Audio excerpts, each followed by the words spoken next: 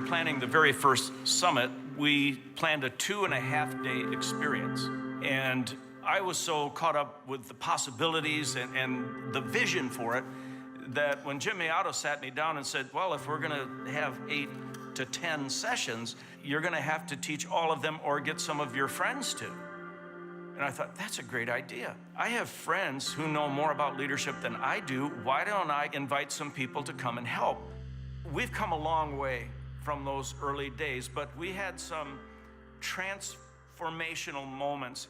I think of Ashish Nanda, who gave the single best talk I've ever heard in my life. Now, that was a Hindu Harvard professor who helped pastors all over the world.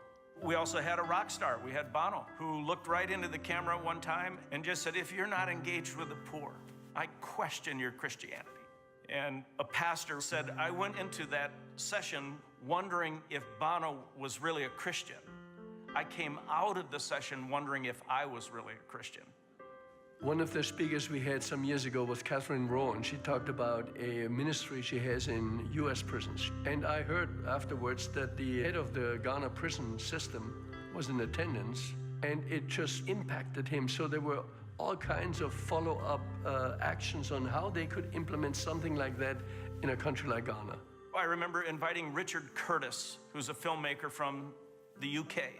And he said, hey, Bill, I did something with my crew, and maybe you'd like to see it.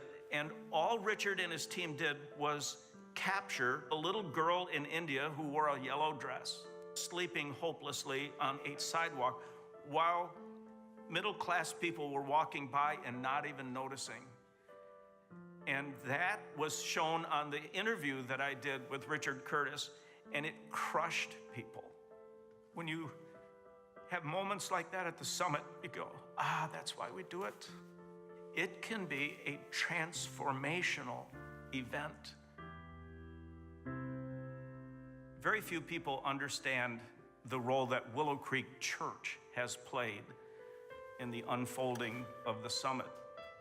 I think a lot of people know that it emanates from the stage at Willow, but the staff cares, the elders care, the congregation cares. They pray, they serve, they host people in their homes. They are incredibly generous with their donations. And my respect for the Willow congregation knows no bounds. They could be very happy with what goes on here and close their eyes and hearts to the world. They do just the opposite. I truly believe in what Bill often reminds us of: the church is the hope of the world when it's working right. And without leadership, it's not going to happen. You know, in 10 years, the impact this will have is just mind-boggling. I still dream of the day, when there's a summit in every country in the world, so that no one who wants to get better as a leader can't because they don't have access to the summit.